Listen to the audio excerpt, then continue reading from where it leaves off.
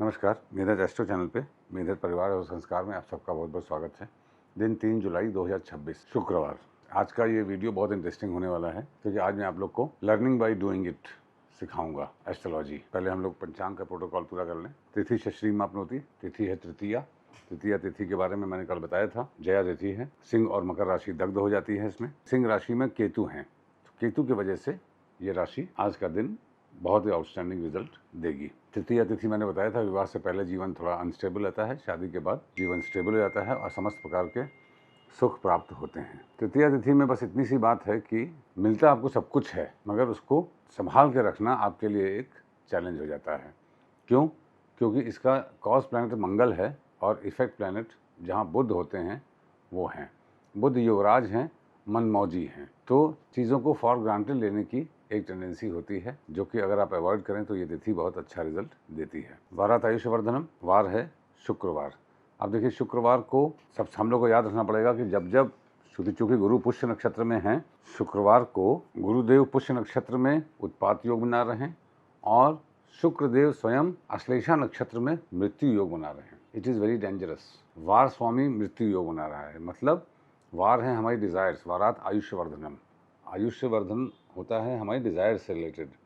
गलत डिज़ायर्स होंगी, आयु कम हो जाएगी। अच्छी डिज़ायर्स होंगी, आयु बढ़ेगी। आयु बढ़ने से तात्पर्य है ज़िंदगी बड़ी होनी चाहिए, लंबी नहीं।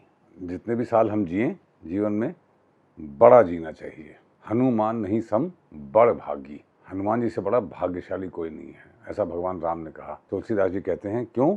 उनमें समर्पण था। तो जीवन लंबा या छोटा नहीं, राजा बने या नहीं, जीवन बड़ा था उनका। बड़ा मतलब लार्जर देन लाइफ। अब शुक्रवार इंपॉर्टेंट है, डेंजरस है। रेवती में चूंकि शनि है जो कि सर्वार्थ सिद्धि योग बनाएंगे। अगर आपकी कुंडली में चूंकि बुध भी पुनर्वसु में ही है तो बुध और शनि संभालेंगे जरूर, मगर वार स्वामी का मृत्यु योग बनाना ये हमारी डिज़ायर्स, सेक्सुअलिटी, रिश्ते, पावर ऑफ डिस्क्रिमिनेशन, फैशन, पैसा, प्रोस्पेरिटी, जिनके भी कारक शुक्र हैं उनके लिए अत्यधिक सावधान रहने की आवश्यकता है। संबंधों के लिए शुक्रवार अगले 2-3 महीने अच्छा नहीं रहेगा। तो ये हो गया आपका वारात आयुष्यवर्धनम। नक्षत्रात हरते पापम, नक्षत्र है श्रवण, दिन में 12 बजे तक, फिर धनिष्ठा। श्रवण शुक्रवार को सर्वार्थ सिद्धि योग बनाता है, मगर याद रखिएगा कि शुक्रवार को, और क्योंकि वार का स्वामी ही मृत्यु योग बना रहा है, तो सर्वार्थ सिद्धि योग उसी के लिए बनेगा जो प्रॉपर शुक्र जैसे रहेंगे। शुक्र मतलब स्त्रियों की रक्षा, रिश्तों में ईमानदार रहना, स्त्रियों की सेवा, पानी बचाना, कपड़ों का दान, पुराने कपड़े एक्यूमुलेट ना करना, इत्यादि जो चीज़ों में रहते हैं उनके लिए ही अच्छा रहेगा। श्रवण के विषय में मैं बहुत बात कर चुका हूँ। राजा बलि की कहानी है, विष्णु जी का वामन अवतार से रिलेट करते हैं, तो इसमें है कि देखन में छोटे लगे, घाव करे गंभीर। श्रवण नक्षत्र वाले शांत स्वभाव के होते हैं, मगर फुल ऑफ पोटेंशियल होते हैं। उनके अंदर ऊर्जा एनॉर्मस होती है, जैसे वामन देवता में थी। एक पैर से पृथ्वी लाग दी, एक पैर से आकाश। तो ऐसे लोग भी जब काम करने पर उतरते हैं तो बड़े बड़े काम कर जाते हैं। जब श्रवण में चंद्र हैं तो चूंकि ये वेस्ट डायरेक्शन का आखिरी नक्षत्र है, तो बाकी सारे डायरेक्शंस के पहले नक्षत्र एक्टिवेट हो जाएंगे, अर्थात धनिष्ठा, कृतिका और मघा। मघा में केतु हैं। तृतीया को ये शुभ योग बना रहे हैं, दग्ध होने की वजह से। सिंह राशि में केतु हैं, वक्री रहते हैं। केतु क्या है? डिटैचमेंट है। तो जो रिश्तों में अननेसेसरी यूजलेस रिश्तों से डिटैच होकर सार्थक रिश्तों में रहेंगे, उन्हीं के लिए दिन अच्छा है, क्योंकि शुक्र उत्पाद बना रहे हैं और केतु दग्ध राशि में होकर वक्री हैं, तो राजयोग दे रहे हैं। इस तरीके से पंचांग को समझना चाहिए। योगात रोग निवारणम योग है विषकुंभ योग। विषकुंभ योग अश्विनी नक्षत्र में होता है और अश्विनी नक्षत्र भी आज के दिन सर्वार्थ सिद्धि बना रहा है, मगर शुक्रवार है तो अगेन मृत्यु योग। हीलिंग करने के लिए अश्विनी नक्षत्र हीलिंग का है। किसी बुरी आदत को छोड़ना पड़ेगा आपको, तब आपकी हीलिंग हो पाएगी, अन्यथा नहीं हो पाएगी। करणात्कार सिद्धिश्च, करण है वृष्टिकरण, जिसके स्वामी शनिदेव होते हैं। शनिदेव रेवती में है और सर्वार्थ सिद्धि योग बनाना। देखिए, पंचांग के 5 अंगों में आपको कड़ी जोड़नी पड़ेगी। यहाँ से ये ग्रह ये अच्छा है, ये ग्रह ये अच्छा योग नहीं बना रहा है, तो रिजल्टेंट में हमें किन चीज़ों का ध्यान रखना है। आरूढ़ वगैरह आप जोड़ ही लेंगे। अब तो मैंने काफ़ी सिखा दिया है आप लोग को, आशा करता हूँ आप लोग सीख भी रहे होंगे। श्रवण और धनिष्ठा दोनों ही ऊर्ध्वमुखी नक्षत्र हैं, तो फ्यूचरिस्टिक कार्य करने चाहिए। कोई रिसर्च नहीं, कोई रिपेंटेंस नहीं, कोई पुनरावृत्ति नहीं, कोई पिछली बातों में नहीं जाना है।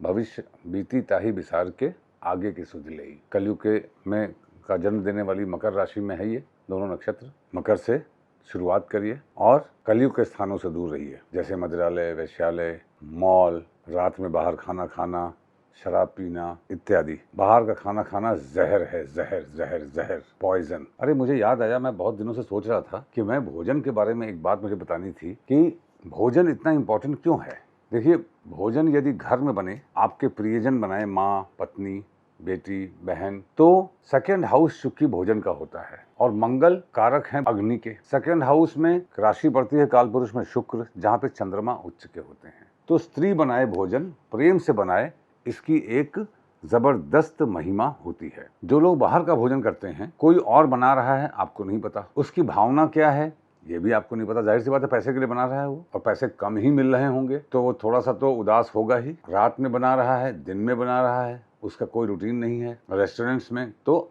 जब असंतुष्ट आदमी भोजन बनाएगा और वो भोजन जिस अग्नि में बन रहा है वो अग्नि आपके पेट में जाएगी तो वो असंतोष लाएगी। माय डियर फ्रेंड्स, मेरी हाथ जोड़ के विनती है, हर हाल में, मैं तो सब जगह यही कहता हूँ, कहते कहते थक गया, लोग मेरी मानते भी नहीं हैं। कुछ मानते हैं, कुछ नहीं मानते हैं। बाहर का भोजन अनलेस अनटिल कि आपके पास भूख से मर रहे हों और घर में भोजन ना हो तो ही ग्राह्य कीजिए, ग्राह्य है, अदरवाइज सर्वथा वर्जित है। जो लोग अपने परिवार के साथ जा रहे हैं बाहर भोजन करने, आप समझिएगा विष, स्लो पॉइजन दे रहे हैं अपने बच्चों को, पत्नी को, पति को, माँ बाप को, जो भी हैं, खुद भी ले रहे हैं। ये धीरे धीरे आपके अंदर की गर्मी खत्म कर देगा, अग्नि तत्व का प्रभाव कम हो जाएगा। मेष, धनु, सिंह अग्नि तत्व राशियां हैं, इनका प्रभाव खत्म होगा। उससे आपके अंदर कॉन्फिडेंस कम होगा, शौर्य की कमी आएगी, उत्साह की कमी आएगी। धीरे धीरे आपके वंश को नाश करने की तरफ बढ़ेगा, इसमें कहीं कोई संशय नहीं है। अच्छा भोजन, घर में पका भोजन गुरु हैं। गुरु काल पुरुष के 9वें राशि उनकी मूल त्रिकोण है, अग्नि तत्व। भाग्य आपका गुरु हैं। उत्तम भोजन भी गुरु हैं। चतुर्थ भाव में उच्च के होते हैं। चतुर्थ भाव घर का होता है, इसीलिए जिन लोगों ने बचपन से ही माँ के हाथ का खाना खाया है वो अपराजेय होते हैं, क्योंकि चतुर्थ भाव में गुरु उच्च के होते हैं, मंगल नीचस्थ होते हैं। इसका मतलब घर की ही अग्नि में भोजन बनना चाहिए, घर पे ही जला हुआ हो। जो नीचस्थ मतलब मेहनत करनी पड़ेगी माँ को या घर में अन्य स्त्रियों को, मगर चतुर्थ भाव घर का होता है जहाँ गुरु उच्च के होते हैं। वो भोजन जो बने, इसमें जो घी है, देसी घी है या घी जो भी है, वो मंगल है। मंगल चतुर्थ भाव में नीचस्थ होते हैं, तो मंगल ना भूलिए, घी डालना ना भूलिए। और जो भोजन का तेज है वो शुक्र है। वही शुक्र हमारे वीर्य का निर्माण करते हैं, जिससे संतान उत्पन्न होती है, सीमेन।